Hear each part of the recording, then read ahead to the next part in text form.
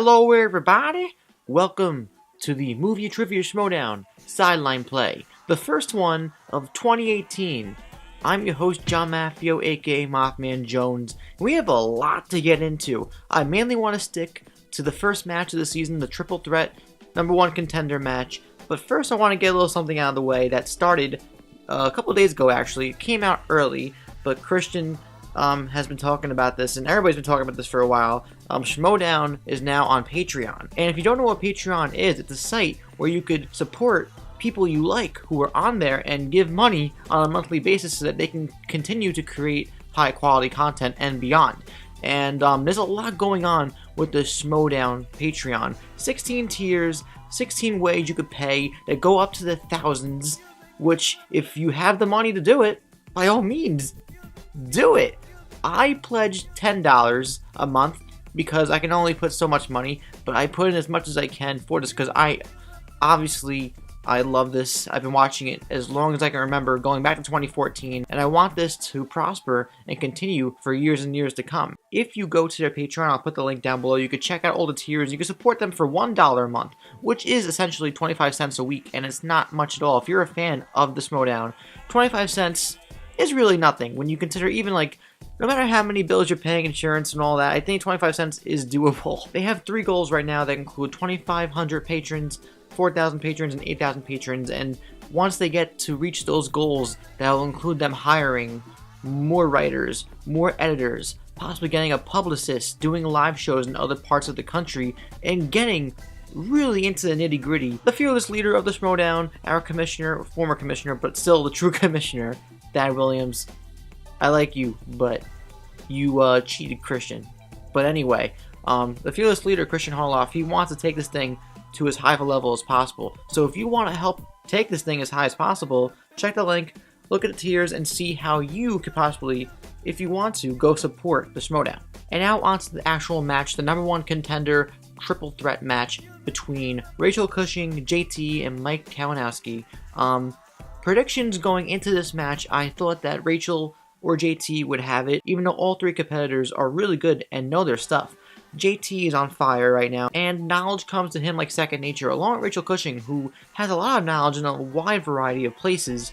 I didn't expect Mike Kalinowski to get knocked out as early as he did and struggle as much as he did, but everybody has a bad day. He just had one of those days where you wake up on the wrong side of the bed or whatever happened. Maybe he had a little brain fluff and he just couldn't recover from that from the get-go because he got destroyed initially in the beginning. It took him a while to finally get a point. Once he did, he started to make moves, but he never fully recovered from that hard hit in the first round, or even the second round too, with Oscar movies. Going into the entrances though, I have never seen Cobra. I need to see Cobra, but I was a big fan of Brianne Chandler and Mike Kalinowski coming out to the movie Cobra, and then also Rachel coming out to Cliffhanger, and then proceeding to rip this little cute lion plushie into shreds. And when you see what that lion represents, you're like, yeah, I agree, but also, it's a cute little lion, why'd you have to do that? Whether that was in Rachel's budget to go buy that at some Toys R Us somewhere, or in the Collider budget, probably very satisfying either way to rip that thing apart. And then JT came out tame compared to the other 2 entrances. You know, the typical Dropkick Murphys chipping off the Boston entrance, with Ken laughing it up and Grace Hancock kissing it up. And then the match started. This is where the sideline play comes into effect. This is my sheet. Personally, I started out very strong. Round 1, I made a killing. I got every single question right, including the bonus question. Second round, I did okay. I got 3 points with Rachel's questions, 8 points with JT's questions, and 1 point with the Mike's before he got eliminated. I got the Natalie Wood question right, but then the other one was like, I had no idea either. Then round 3, I got 2 points with JT before he got TKO'd by Rachel Cushing, which I'm surprised that the outcome was a TKO, but then again, if I really think about it, if anybody was going to TKO JTE, it would be a Rachel Cushing. So she is starting off this year already superbly strong, and now she's also teaming up with Clark Wolf to make the Shire Wolves, which also mix of Game of Thrones and Lord of the Rings.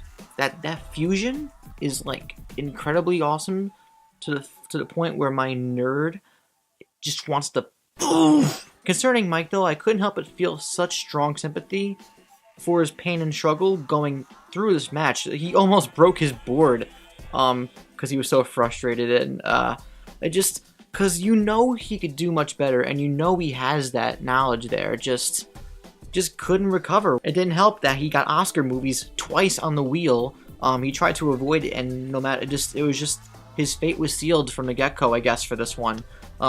Rachel Cushing got comic book movies, which she knows her stuff. Not a bad idea to stick to that, and she was rewarded for sticking with it. And JTE initially got movie quotes, but he chose the smart idea by moving again and doing the wheel again, and he got new releases after that. And seeing that he reviews movies on YouTube all the time, and he's also seeing movies on a frequent basis, definitely was a good selection for him, and it ended up rewarding him as well. Also, a lot of people in the audience apparently wanted Meryl Streep to be selected, and that category was never selected, but that chant will probably keep going strong as the year continues. But going into the third round, Rachel had an 8-point lead, so JT would have had to really come in clutch and get all 3 questions right for that round to even at least tie up and keep things competitive. So he was already in a bad spot from there. But as he said though in the post-game interview, it seems like he beat himself because he did have a lot of the answers in his head, but I guess this is one of those things where you can't relate, but when you're under the spotlight and when you're actually playing the game in person and you run out of time, you have a limited amount of time to think about certain things, easy questions can become very difficult. And like one like Billy Joel, I got Billy Joel, but that's because I thought of piano singing and, you know, street smarts, like who would be that? And that would be Billy Joel. But like it just the brain, like gearing, it was like but yeah, now Rachel Cushing will compete against Sam Levine during championship week, and I have to say that's going to be one incredible match, but I do have a feeling that maybe somebody's going to crumble under pressure during that match.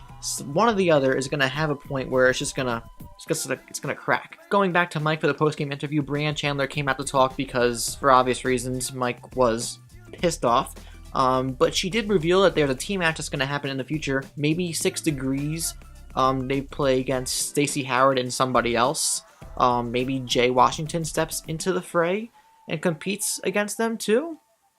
I think a lot of different scenarios could happen, but something with Stacey Howard I think comes first to mind. And finally, ending my recap on this match, I never mentioned it in the beginning, but I've been wearing this hat sideways this entire time as a way to show my respects for the awesome attire that Mark Ellis wore today. Christian was more classy, but Mark had a more laid-back way. But right now I'm wearing my Yankees All-Star Game shirt, and this is Giants Super Bowl 46 champions hat. Yeah. Speaking of Super Bowl Sunday, the Patriots might win Sunday against the Eagles. I want the Eagles to win. The double-edged sword there in terms of picking a winner there as a Giants fan, but if I had to pick somebody, it would be the Eagles. But yeah, the Giants, never forget, 19-1, and then they came back and we beat them again 4 years later.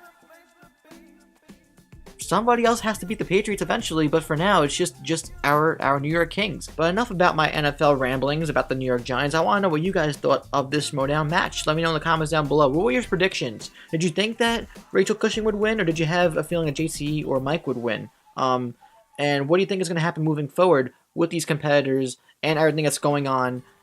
Shire Wolves. Mention anything and everything. Let's have a discussion down below about the Schmoedown and also the Patreon. And once again, if you're watching this but you have not watched the Schmoedown, go to Collider Video and the Schmo, subscribe to both, and check out the Schmoedown. And look forward to a season 5 of sweet, entertaining goodness. I'm John Maffeo, aka MaffmanJones. This has been Sideline Play, and I'll see you for the next Schmoedown.